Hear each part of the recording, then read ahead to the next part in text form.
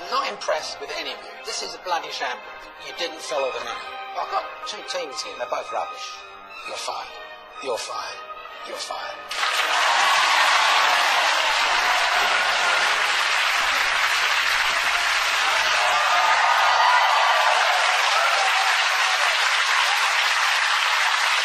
Good evening and welcome to the Apprentice. You're fired. I'm Rod Gilbert. This week the candidates scramble around in kitchens to whip up at-home recipe boxes and pitch them to the food industry. But as James brought his team's cooking demonstration to a close, disaster almost struck when a fly got in behind Elizabeth's glasses. A really nice, presentable meal that comes together at the end. Here to help us figure out who was pret-a-manger and who was better off going home, welcome this week's panel of Apprentice fans and guests. Ad agency managing director and confidant of Lord Sugar, Claudine Collins, Great British menu judge and restaurateur Andy Oliver, and comedian Ed Gamble. Welcome to Your Fired.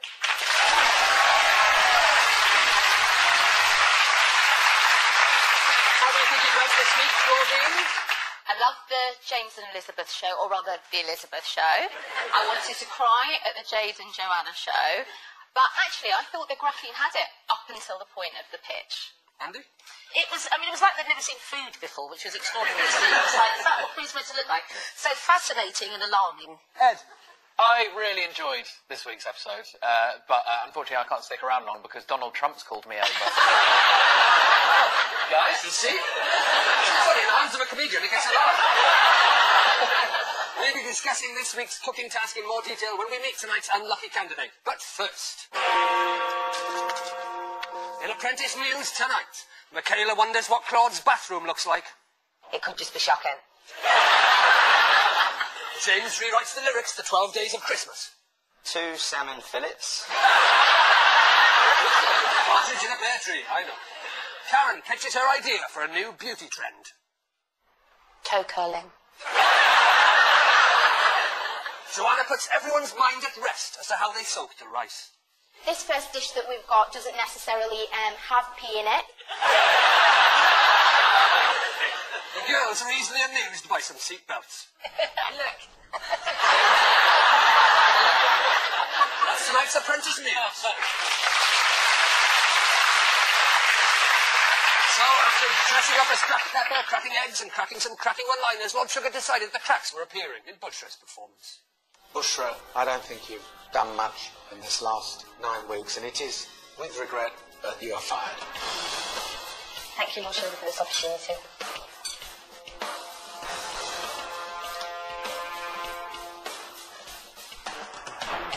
Please welcome Bushra Sheikh.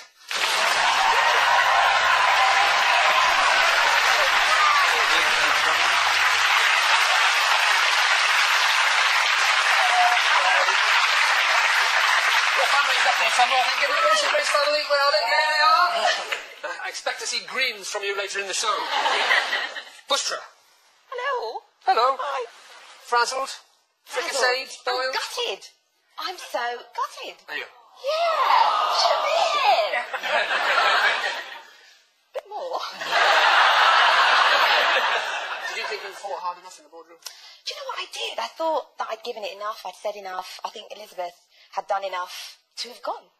Did you think she was going to go? I did. I think there was a stage when he was talking to her a lot more that I felt like she was going to go. Would you have liked to share a taxi home with Elizabeth? Do you know what? I'd get on with everyone, and I would be happy to share that taxi, but she would probably want to drive it.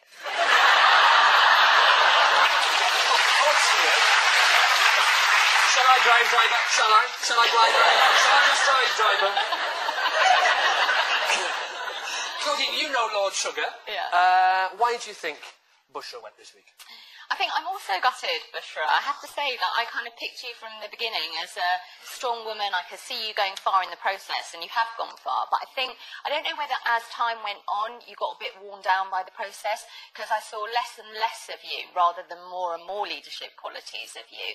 And I think that when it comes down to like this final few people, he has to look at the people that he thinks are real leaders that he can work with. And out of the people left and the people in the boardroom, I'm afraid he probably thought you had least contribution than anyone else.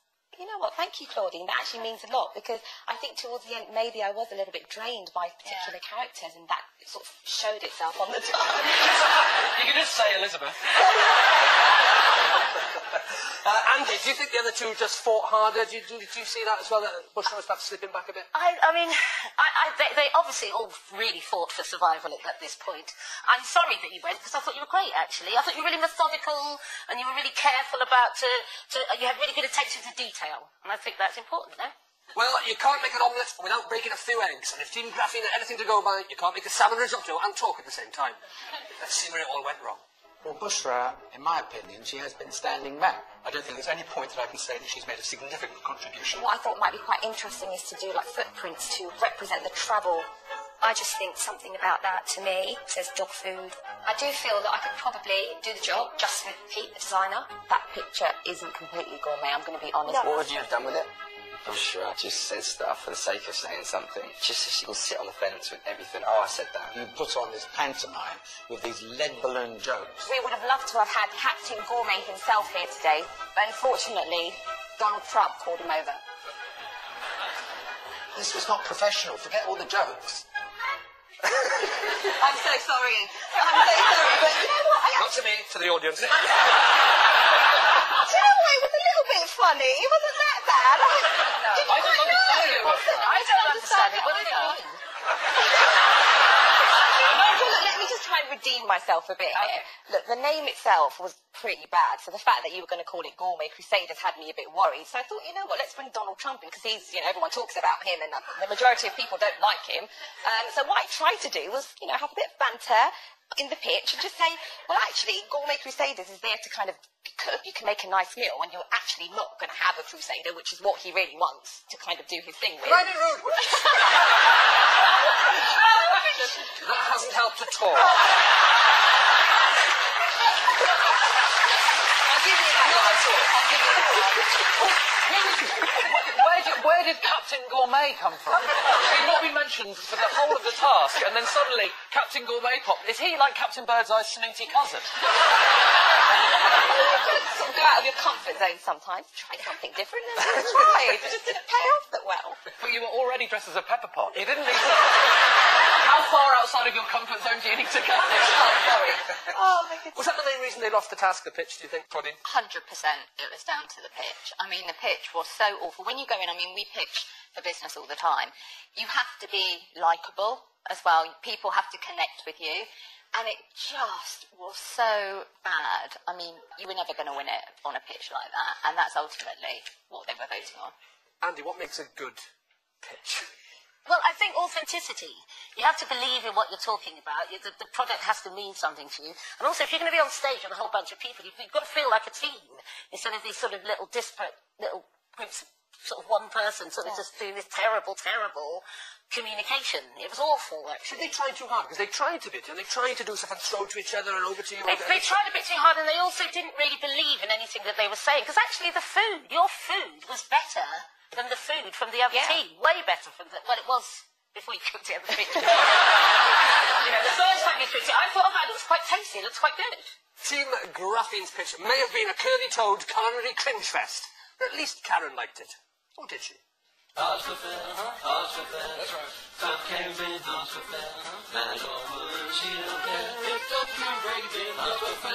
Bushra and James just did giant salt and pepper pots, so I think they felt that they had to be sort of funny and engaged. But it wasn't funny, and it certainly wasn't engaging.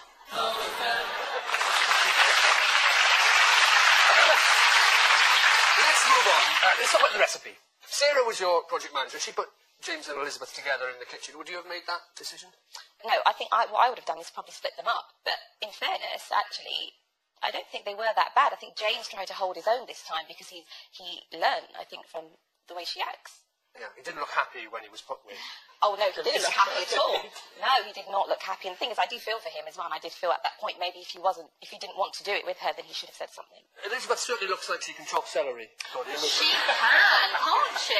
Is Lord Sugar looking for a broader base of skills than that? I think chopping celery is quite high up on his agenda, but no, of course he's looking for something a bit more than that. And I think what he sees in Elizabeth is she has such a huge amount of passion, and she'll turn her hand to anything, and she's positive, and I think he values that in people. James has got this thing that I now like to call the Elizabeth vein. Like, every time he thinks about Elizabeth, or someone says, would you mind going with Elizabeth, this vein pops out in the middle. She browbeats her way through everything. Like, people just bend to her will. She just eventually gets her way. It's sort of a mixture between a Jedi mind trick and Reggie Cray. So, I think if Lord Sugar makes her his business partner, next year she'll be hosting The Apprentice.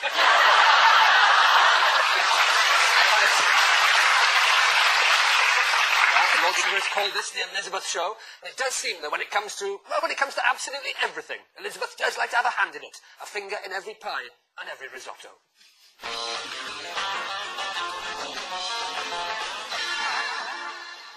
On this week's show, Elizabeth dazzles us with her top secret recipe for burnt salmon. Yep, it's not quite there yet. She wows us with her use of the most simple kitchen gadgets. I'm just going to get my cocker to work. And she teaches us her techniques for running a relaxed and calm kitchen. Sit down. Sit down. Do you want me to chop it? It's fine. Do you want me to chop it? Why don't I chop the celery? Yeah? Yeah?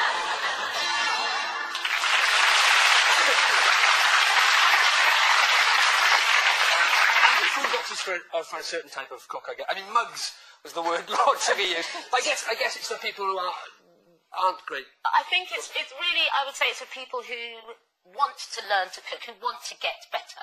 People who are trying to be a little bit more adventurous in the kitchen. So they're not people who are just going to have a takeaway, because they actually want to feel like they've made something for themselves and they're a bit independent and they can do something well, you know. Yeah, so but they need a bit of hand-holding. they need a little bit of a mate next to them. Just say, yeah, that's right, you're doing it right now, move on to the next bit, onto the next bit. How important is getting the recipe right then, if it's Well, the audience? enormously. It's essential.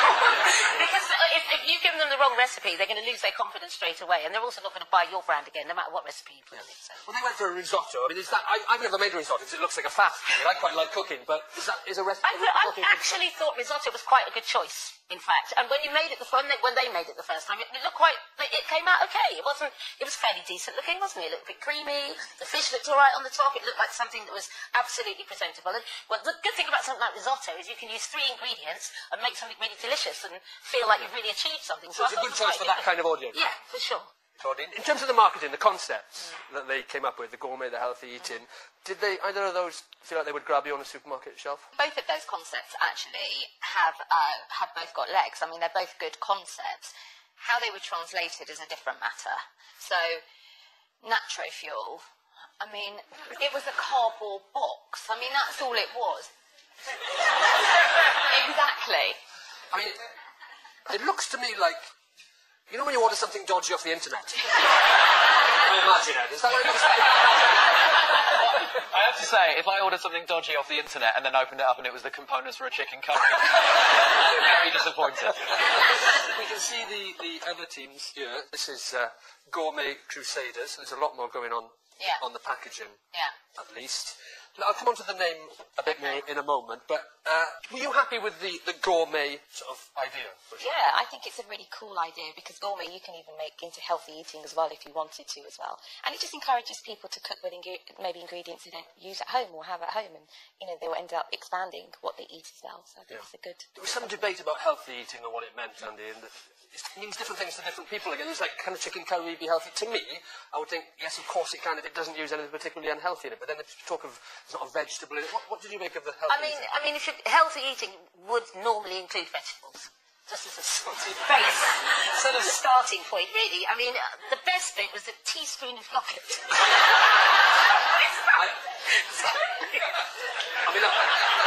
For me, that is one of the highlights of the series. Watching Michaela and Harrison trying to decide... I mean, let's have a look at it again, please. Can we remind ourselves? I really enjoyed this bit. I have no idea what to go in at to try, so let's just try something dead smart. Ooh. Put that in and just see if it'll help.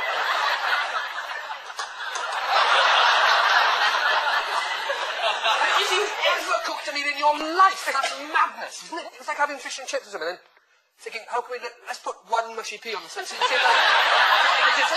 think they were thinking yogurt's healthy. Yeah, well, so put more of it in. You weren't keen on the Gourmet Crusaders Yeah, that's right. name. No. Sarah sort of overruled you. Should you have fought harder? I think I did give it... I did tell her enough, I think. But obviously she said I hadn't. And then being PM, it always comes down to you, so you have to make that choice, whether you change it or whether you keep it, and she did stick by it. What did you make of the... Gourmet Crusaders name, Claudia. I think it was such a shame, actually, that you didn't fight harder, because it was a terrible name. You came up with, like, World Gourmet Kitchen, and something around that would have been much better than Gourmet Crusaders. And you're right, she just cut you dead, but I wanted you to kind of fight more. It's not a great connotation to have with anything. Crusaders sounds like war. It sounds quite sort of expansive British Empire. I don't think it would help Bushra with your suggestion of adding an umlaut to it. That seems to make it slightly more of a problem, I'd say. Yours was the neat little passport stamp. That was your idea. The footprints perhaps were a little paw-like. Human footprints don't make me think of dog prints. Paw prints. Yeah, they did look a bit like paw prints. What weird dogs have you people got? Let's talk about some of the other candidates. Did you get on with Harrison? How did you find I working? did. I'd actually got on really, really well with Harrison. He's just him. He's always himself. And he actually gives 100% in everything that he does. He might have a different approach to things. But yeah, I think he's a... Why did, he was project manager. Why do you think it took him so long to become... You know what? There were so many strong people there that even if he wanted to, but he probably couldn't make it because there were just so many people who would just jump on it and actually get it. I just think, I think he just waited. Also waited for the right task maybe as well. That would maybe interest Lord Sugar at the same time. Andy, across the whole task he did quite well. I thought he did quite well. There was a certain connection he had when he was doing the pitch that was quite relaxed because he believed in what he was saying, and that's the key to those things. If you believe what you're saying, you can get people to believe anything, clearly. They didn't sort of overdo it in the pitch. No, he was quite relaxed. He laid back. He just sort of put the facts out there and talked about it in quite a sort of gentle manner. So he didn't oversell, he didn't undersell, and it was because he believed himself. Yeah. And he was project manager this week, Claudine, but a lot of the time he did seem to be slightly influenced by Michaela. Slightly influenced, yeah. I don't think he was brilliant as a project manager because, as you say, first of all, Joanna had said, yeah, I can cook. And when he said, OK, well, I'll go on to the branding, you can do the cooking, Michaela then, piped up with, well, I think you should come with me. Because I think she didn't want to work with either Jade or Joanna because she knows they're difficult. And she thought, I'll have an easier time with Harrison and he'll do what I say. And then when they got in the kitchen, she kind of went, well, I've never made a chicken curry before. For goodness sake. And he was quite adamant, I'm not sure chicken curry really is healthy. Yeah, we'll go with chicken curry then, Michaela. Harrison may have been project manager, but at times he didn't have a Michelle Roux. And he certainly wasn't always in control. Michaela, from what I understand, you were operating Harrison like a ventriloquist. Absolutely, thanks, Sam. Well, one of the other things that was thrown out there was root flavours. We need to be something like in the mind. Use like all your working knowledge and think of a different word for mind, but try and keep it along those lines. We had a few issues, which was unfortunate. Do you know what, though? Like, this is the biggest thing, unfortunately. Like, we're so far running this. You need to put whatever this is behind you, because if I lose because of this, honestly, I'm going to be fuming. I'm absolutely banked, Sam.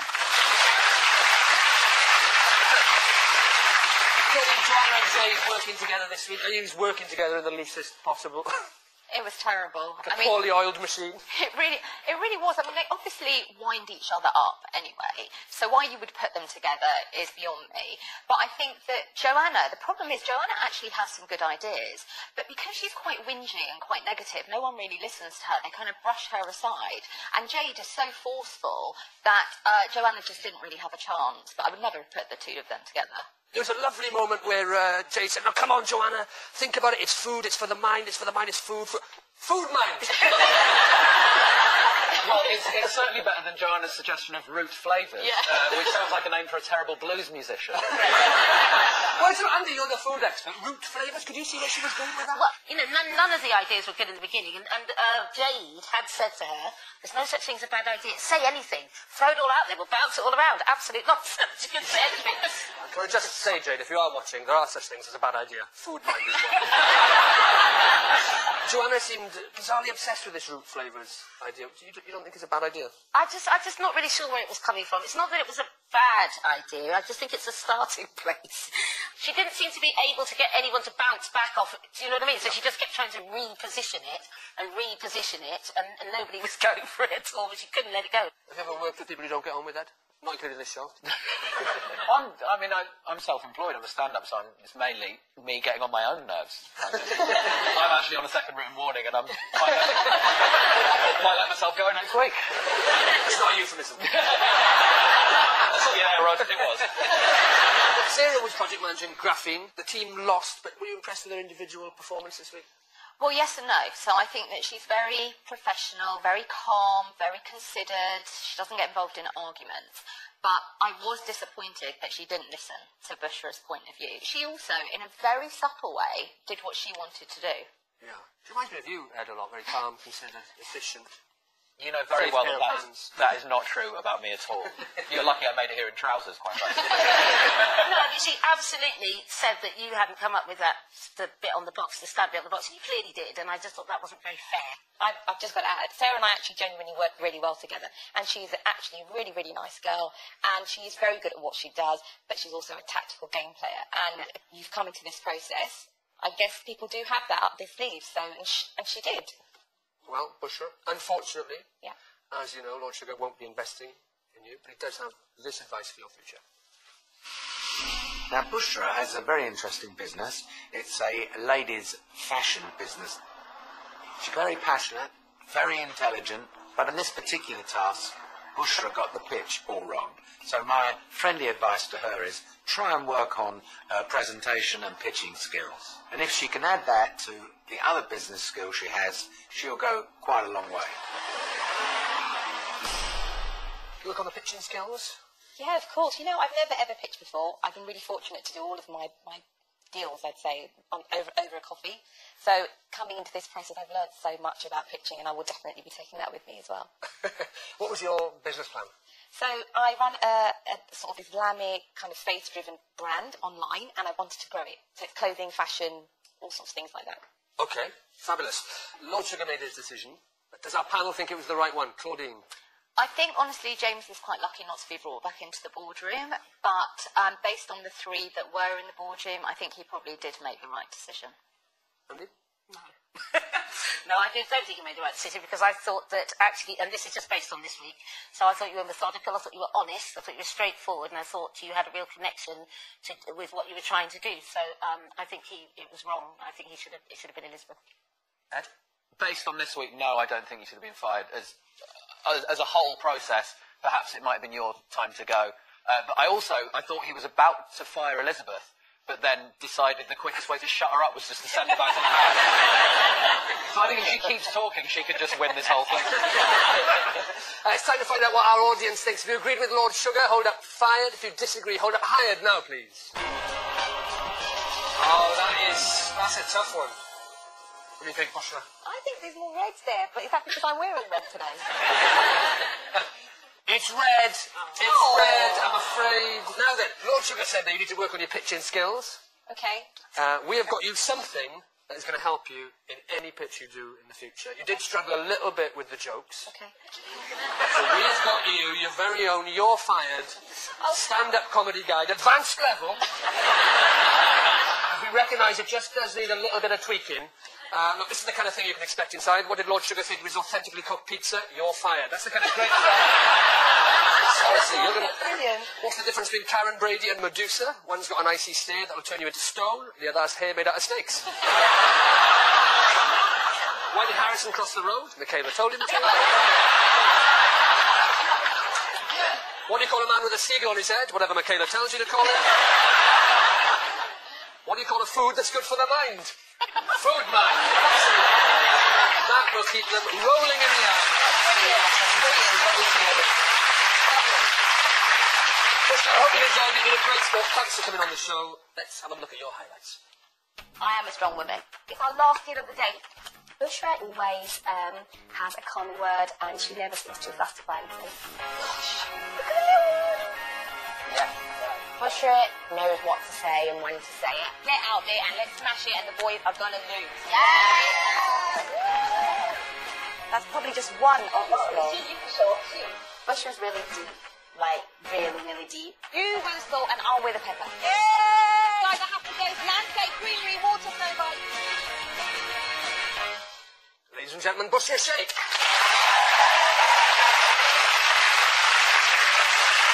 feeds that tonight's Apprentice fans with us, Gordon Collins, Andy Oliver and Ed Gamble. And if you think you have what it takes to be Lord Sugar's next business partner, applications are still open to take part in next year's series. Head over to bbc.co.uk/apprentice for more details. Next week sees our candidates attempt to host their own fashion shows. Who will Hugo Boss it, and who will be left looking all Heidi Klum? Your task this week is acting as fashion agents and then sell the collections at your very own catwalk show. Testing 1, 2, 3. Do music. Do I look catwalk? I'm going to get my glasses after this. Do something like work every bit. Do you have a six-pack? They're really good. Give us a girl. What that represents to me is I'm a magician. Gold Ghost. You want me to direct it? Let me direct it. Join me next Wednesday at 10 for more You're Fired. Good night.